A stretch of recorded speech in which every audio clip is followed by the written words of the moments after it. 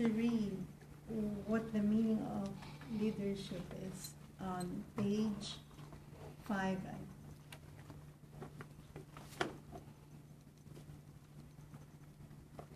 On the top left. Is it? Leadership is the capacity to influence others to achieve worthwhile results. Thank you. So today we are confronted with the word leader and leadership. To lead a group of people means that I, myself, if I am the leader, I'm able to direct myself to do whatever I directed myself to do. Otherwise, how can I direct a group of people? So leadership is based on self-leadership. And what is self-leadership? Self-leadership is to be able to direct myself to, if I want to go to the left, and my mind, me as the mind, because there's usually the self-talk, you know. There's something else or someone else in my mind talking whenever I direct myself to do something. Let's say, for example, this morning, I have 3 hours of sleep because I'm preparing for my cooking class. I'm giving a cooking class on Wednesday, and I have to do raw foods. And so I have to dehydrate some raw taco shells. So this morning when I woke up and the alarm sets and the alarm sounded off, there was a voice in my head saying, no, just don't do it. Don't go and attend and be part of the group today. You can just sleep here. You will not miss something, like it's not work. You see, it's just a club that you're a part of. And so these other voice is talking. Whose voice is that, Emily? The one that's talking in my head. Evil voice. Huh? Evil voice. All right. But who is it talking? Yourself. It's yourself. And where am I? If you are sleepy and tired. So there's two me, no? Mm-hmm. You agree? Yeah. One that is trying so hard to take a shower, to go to the bathroom, and another one is saying, no, you know, you can easily call or email Jane and say, no, I'm not coming, and sleep, you know, 3 hours of sleep. That's when you feel like sleeping, and sleep becomes something else other than just sleep. It's like a treasure, you see. But to be able to say to myself, no, go there. You're about to give a seminar on leadership. Be there. You see. But if I'm not able to do that, will I be a good leader?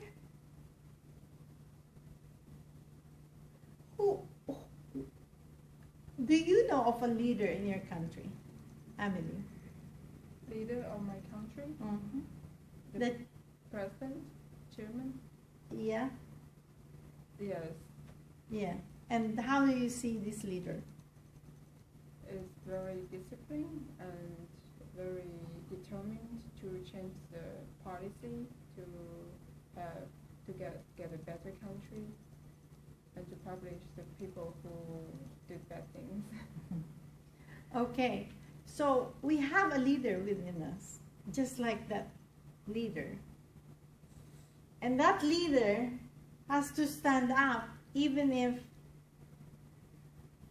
I am, for example, very sleepy. You see, No, no, no, go, go, go, get up, June, get up, get up. No, no, no, I want to sleep. You see? So, this is a very simple example, but this sums up the meaning of leadership, self-leadership. Whenever that other us that is in our mind sabotages our goal, where that goal is for us to become a self-leader, to become who we are, that we directed ourselves to be, and then it will be a real example of leadership. But if we are going to obey the mind or participate in the mind, how can we become a self-leader and also a leader for a group? It's impossible. So today I want to present to you the Success Through Communication or Leadership series, and this seminar is called Leadership Part 1, Characteristics of Effective Leaders. Effective means you are able to actually do what you set out to do. So we hear it all the time. We need leaders in politics. Who's our leader in politics in America? Obama. In the workplace, who is your leader, Annalie? President of the Who's company. the owner? Who's the CEO of your company? Bill. All right. So, in religion, who is the leader there? Jesus. Jesus, if you're a Christian.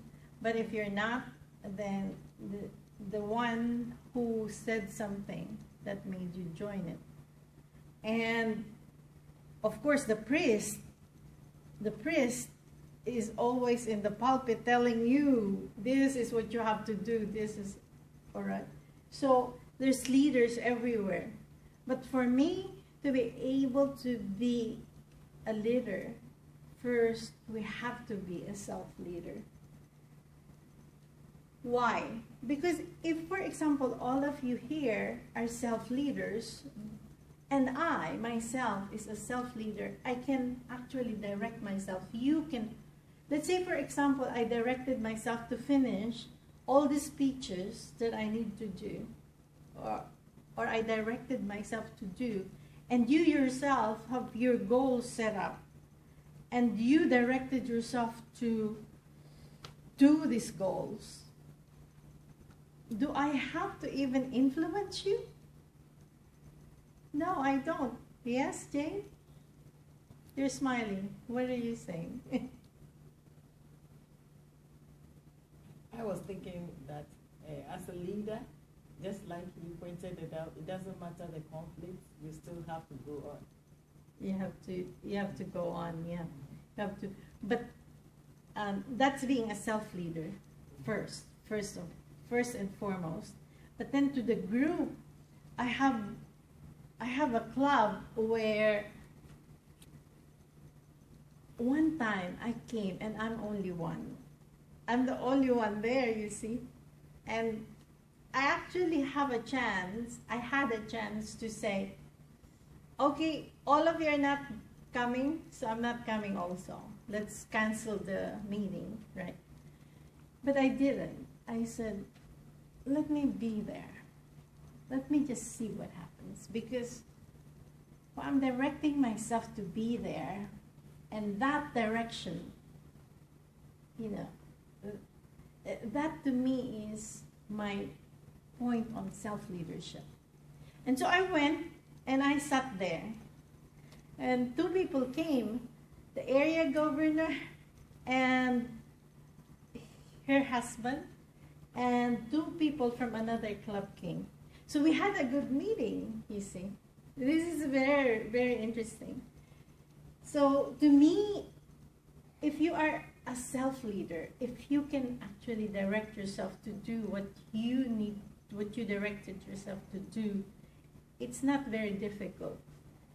You won't even have to ask others to follow you because they can see in you how you lead yourself. And so then, within them, they decide to actually become self-leaders too. So, and I will continue on with my story about this club, all right? Because this is a very interesting story. If there is one ingredient essential to the success of an organization or effort, it is leadership. It is only essential if we are not self-leaders. But if we are, all of us becomes essential. We are then moving as equals.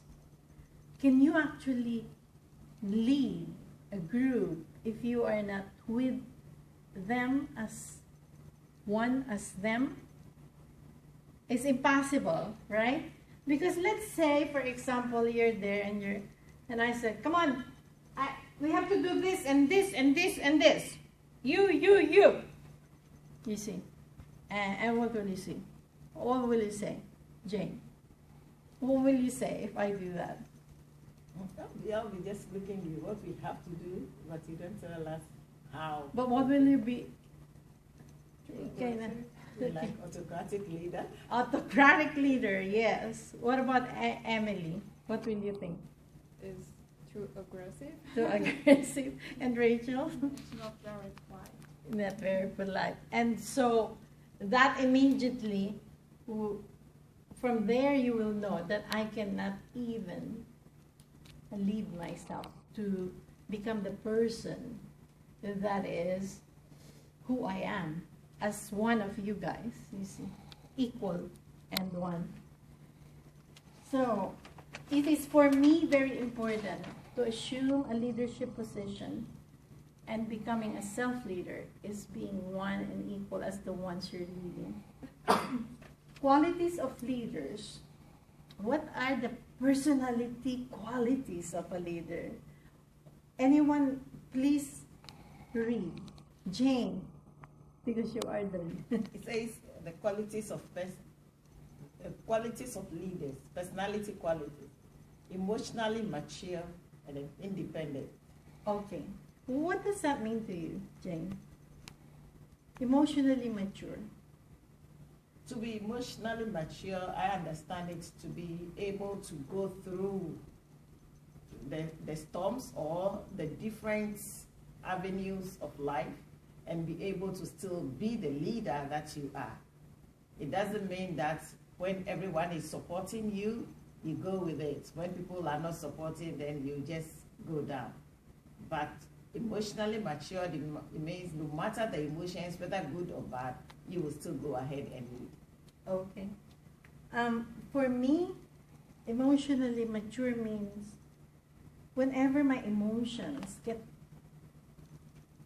arise within me, either positive or negative, I breathe through it, stabilize myself here, so that then I can see things as they are, rather than magnifying it to make it look like as if it is more than what it really is. Independent, of course, yeah. It is also a good quality of a leader. Strong-willed, courageous, ambitious, resilient. Let me look at resilient. Resilient is a word that means if, for example, there are situations that brought you down, you're able to stand up again. Charismatic. Charismatic, I think, is what results out of you being a self-leader. Mental qualities: quick, knowledgeable, good judge, foreseeing. For me, foreseeing the future is not projecting into the future, but rather from here, you're standing as being a good leader now will lead to a better future. Of values. Values are our beliefs and principles by which we live. Now, I would look at more on principles, because for me, the principle that I abide by is what is mutually beneficial for all of us, and my decisions are based on that. So I would like to continue this on, and in the future, there are 5 more meetings that we are going to have.